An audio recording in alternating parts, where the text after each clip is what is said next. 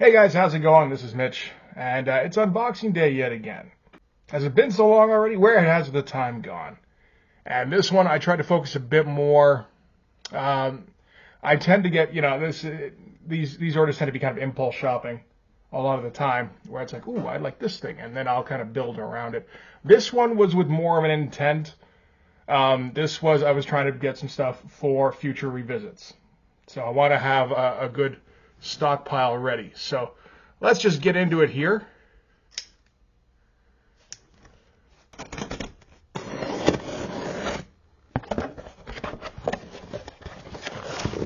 That warranted the large box, apparently. All right.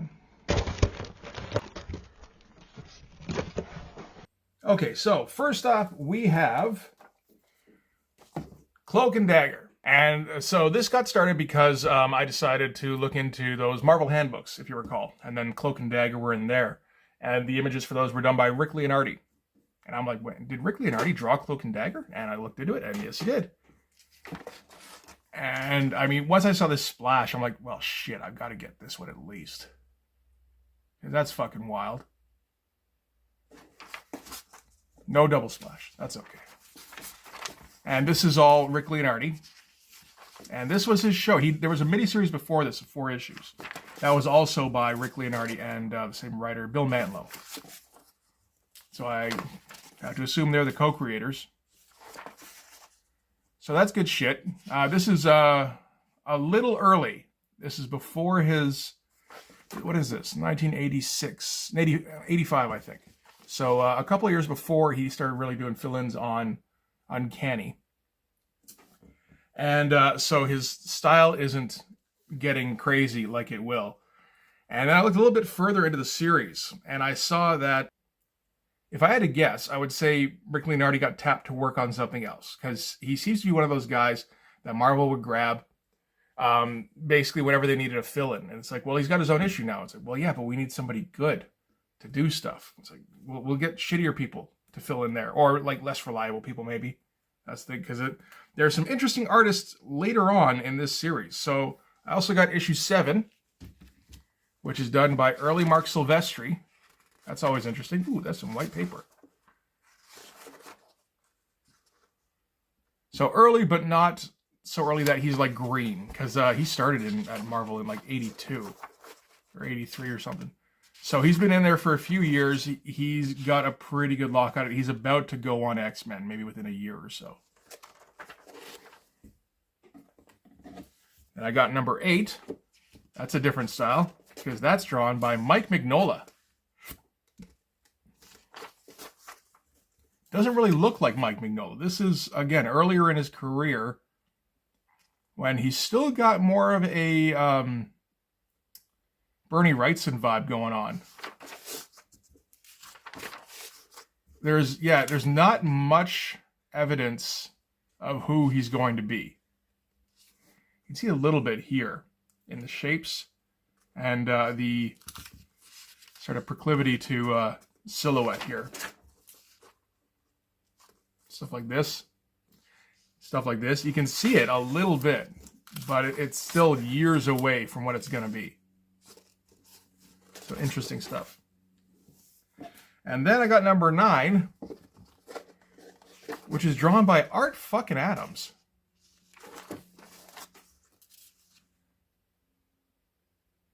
And I mean, anytime I see an opportunity to grab some Art Adams, I got to take it. So just a whole issue of Art Adams stuff. I don't know why.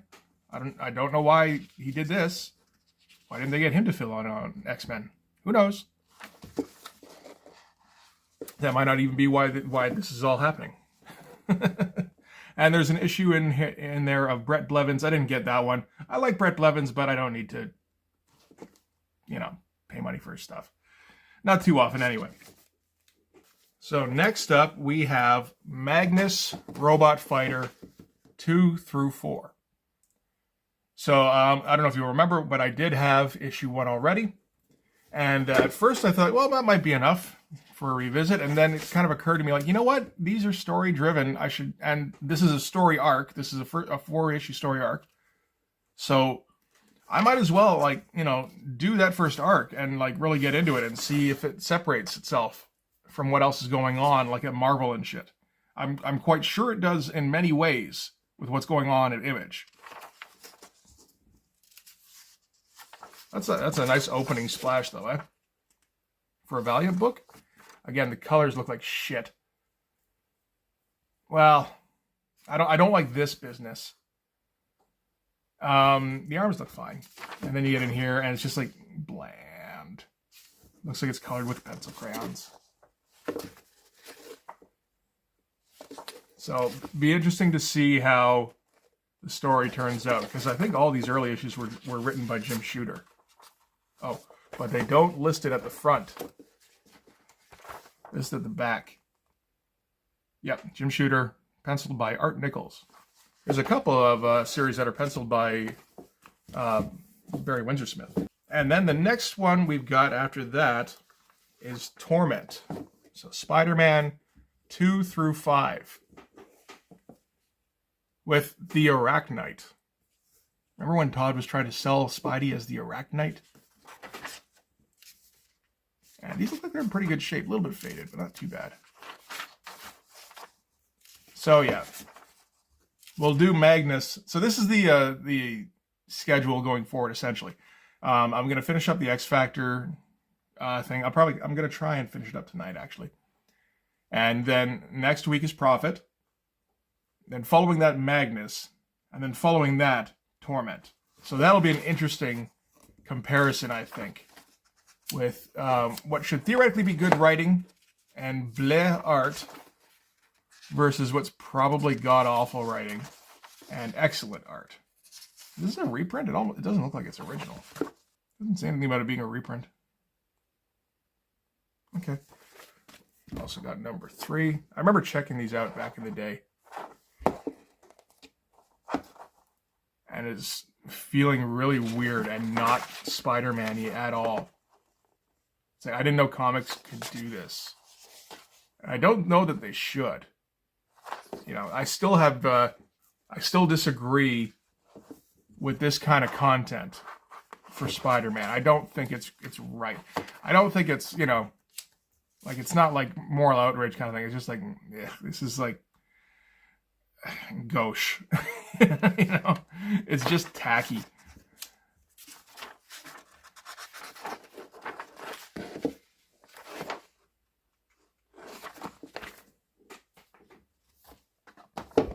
The Arachnite triumphant? Question mark, exclamation. Yeah, these are almost like Spawn compositions.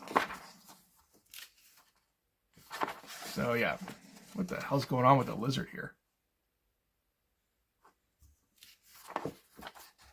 Oh, it's time.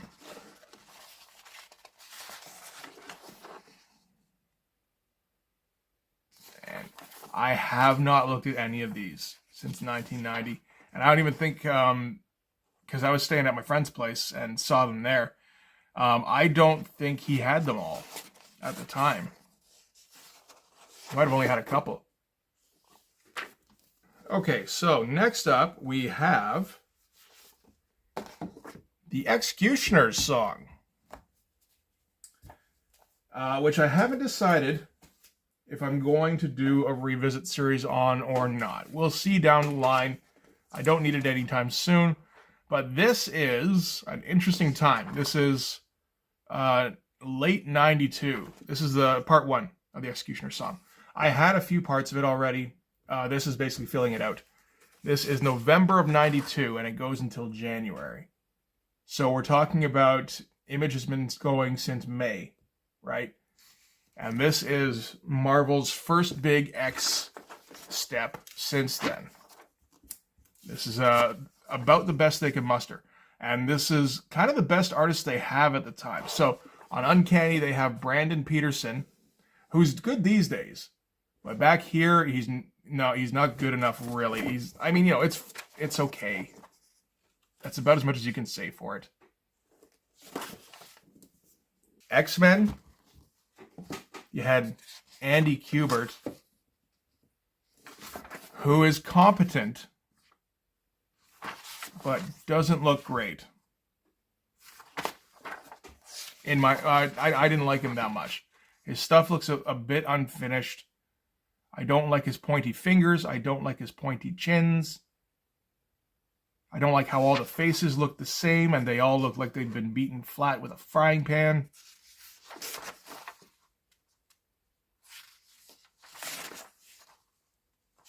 Like I said, he's competent. Like, you know, he learned to draw from his fucking dad. But it's not something that appeals to me. And he's never really, he's gotten better than this in the last 30 years. So there's that. It's still not somewhere where I'd enjoy it. We've also got X-Force by Greg Capullo. And Greg Capullo at this time is pretty good.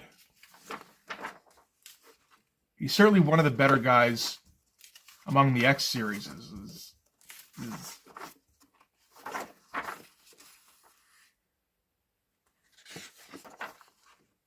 And he would take over X-Force for, I'm not sure how long, maybe like a year. But that was definitely one of the better choices. You need something. Although, honestly, I don't know if X-Force... You know what? If they don't put him on X-Force, I wonder if X-Force just dies. So maybe they had to, yeah. And then lastly, X Factor by Jay Lee. 1992 Jay Lee. So, utter madness, Jay Lee, is what I'm talking about.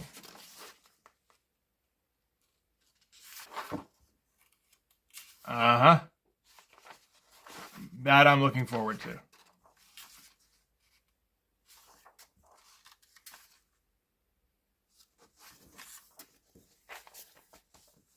And I'm not sure why it was Jay Lee on X Factor instead of Larry Stroman. Because Larry Stroman does pick up the ball again after the Executioner song is over. At least or wait, does he? No, Joe Quesada does. Oh, so Larry Stroman was done. Okay, never mind. I didn't mean that then. Executioner song is an interesting one for me because it feels like it was my canary in a coal mine moment from Marvel. Or at least for the X-Men. Where I'm like, yeah, I don't give a shit about these guys anymore. This is it. And I didn't bother collecting them again. Period. Okay, so now we're going to go a little bit more interesting, maybe. Do these in order. Here, to see what kind of shape these are in. So we'll start with Uncanny X-Men 169. So this is around the time of the From the Ashes trade. This is the beginning of the Madeline Pryor stuff that would lead to Torment and Mutant Massacre and, you know, like all that kind of shit. And this is some of the first stuff that I saw from X-Men, period. There was a brief period where I was taking cartooning classes. I remember next to nothing about it. It wasn't a very useful class. But there was a kid there who had the From the Ashes trade, and I borrowed that trade from him. And it had an awesome Art Adams cover and everything. And this, this is pretty much my first introduction to the X-Men, was the Paul Smith stuff. So this is where, and this is, it kind of feels like a maturing.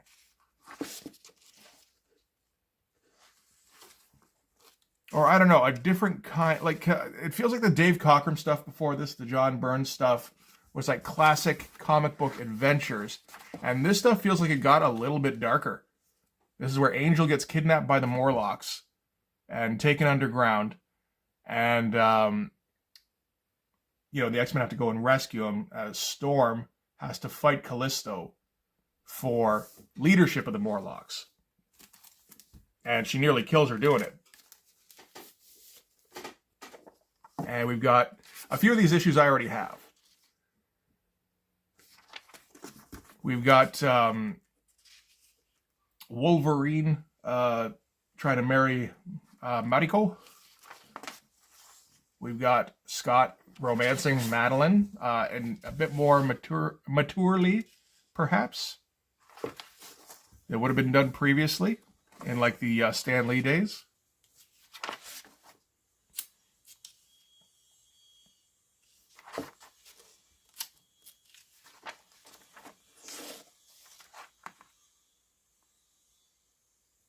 And we've got, this is when Rogue becomes a member of the X-Men, where she, this is one of the first, I think the first instance of X-Men where an ex-villain joined the team.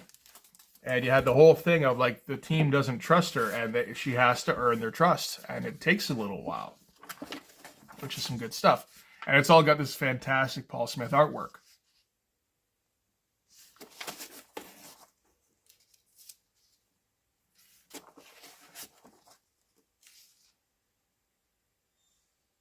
Yeah, this is the end of it, so I won't spoil it too much.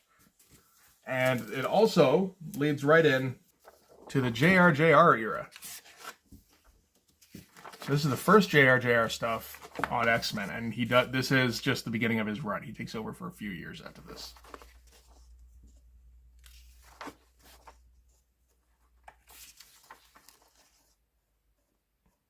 That's some pretty cool stuff.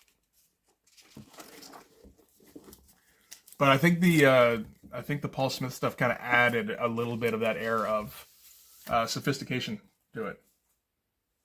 So yeah, that's one I'm definitely looking forward to going over. All right, so now we've got Lobo's back, and yes, it certainly is.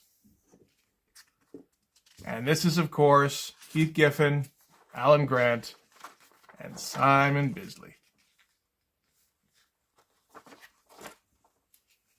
And the reason I went with this instead of the original Logo series, for one thing, the original Logo series is a bit more expensive.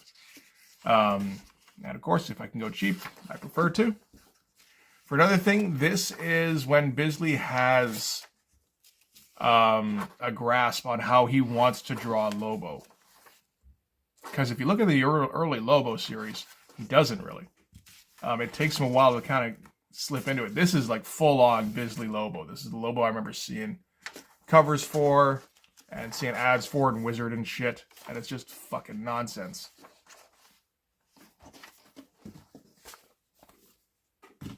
And from what I understand, suggested for mature grown-ups. Absolutely. From what I understand, that's a giant dick. The idea is that Lobo dies.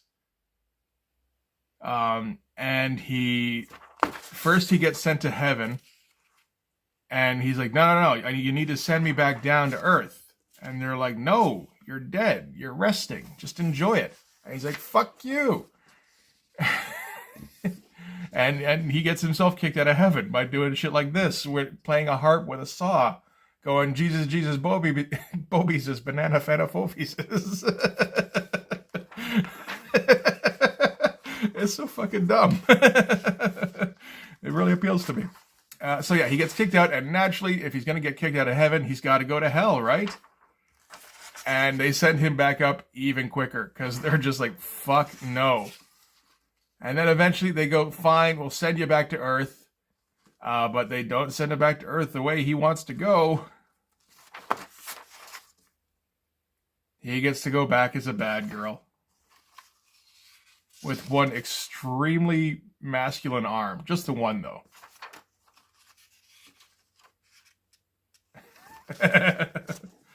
Oh, shit.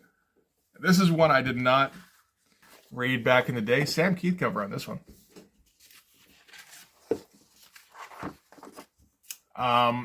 I don't think I had access to a comic shop at the time. And this shit wasn't going to the fucking newsstand, you know. Yeah, I was still getting all my comics from the newsstand, that's right.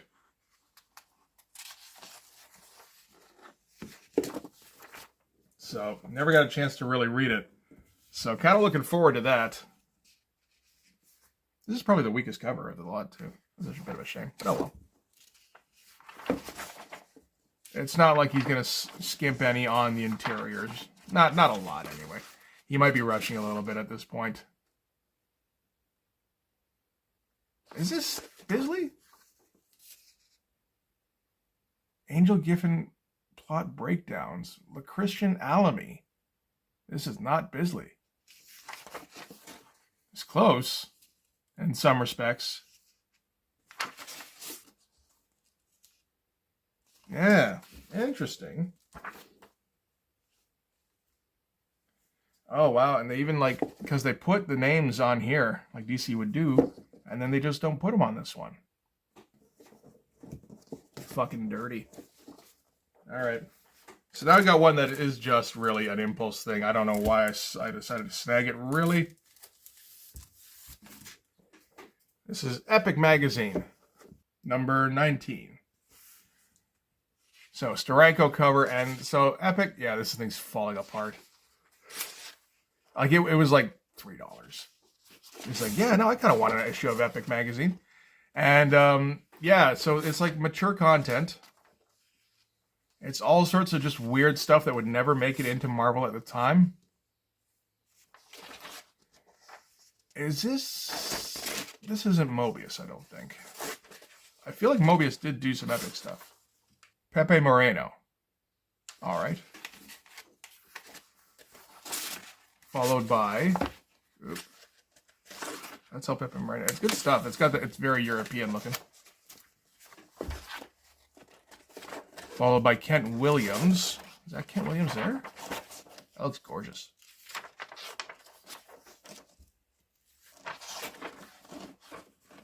Some Von Baudet.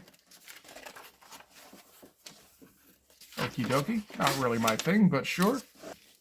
There's a little bit of Maurice Severin back here. Oh, this is John J. Muth. Okay.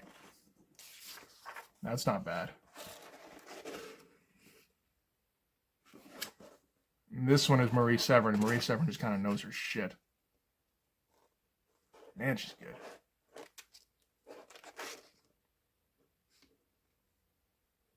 Or Blimey Press. That sounds like some BWS. All right, interesting.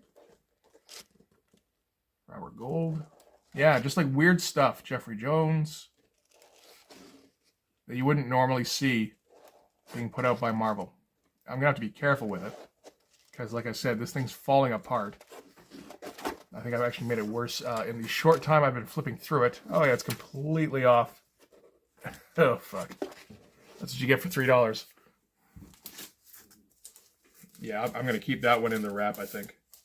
Oh, fuck. Is it completely off now? Well, shit. Oh, well, I'm not sure if it was already like that. It may have been. The art's still pretty much intact, so that's all that really matters. And last, and probably least, Extreme number 0. Oh, boy. With junk by Rob Liefeld, Merritt Michaels, Chuck Jones, Chap Yape, Richard Horry, and Dan Fraga. So this is going to round out some series at some point. This is Rob Liefeld, but okay, this guy here is Rob Liefeld. This is Merritt. Okay, yes, very much so. I'm losing track. I think this is Chuck Jones. This is that guy who did that Night series. They each only get like 4 pages. This looks like Richard Horry. Yep.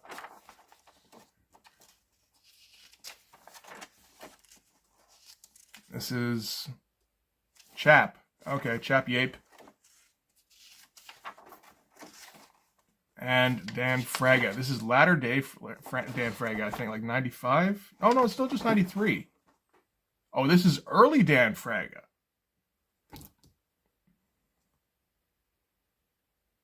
This is, okay. When did they come out? August 93. I think this is before Bloodstrike.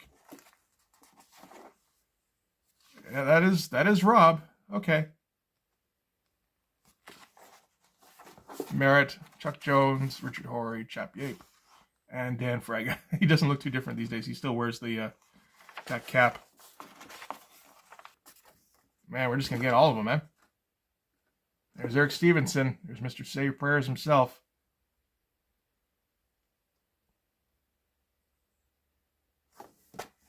yeah, like I said, that's going to round out something when I've got just like 3 issues of something in a series, and it's like, well, I want to get a 4th one in.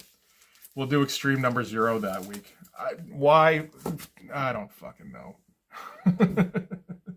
All right, so that's it, and that's like I said, it's gonna be some stuff that comes up over the next few months. I do have a couple of other orders coming in shortly. I actually have one coming in probably in a couple of days, and then the next one will probably be another week before it gets here. And that's after I get all that shit, I should have the schedule. I've got enough stuff to fill the schedule until like June of next year. Really. That's not to say that that's what it's going to go by, but that's the plan. And unless something else comes up, like if people make requests, that kind of thing, then, requests come, particularly what, like 2 months out or whatever. So, yeah, no, I will move shit up, or I will try and see if I have something, I can totally do that. If I get enough time to order shit, that's even better. Is it better? It's not better. Better if I already have it. But that's going to do it for now.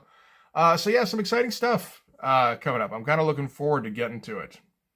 I'm looking forward to the next orders more, to be honest. But this was stuff I definitely needed to have ready to go. Yeah, so I'll probably put up another one of these in a couple of days. I'll see you guys then. Bye-bye.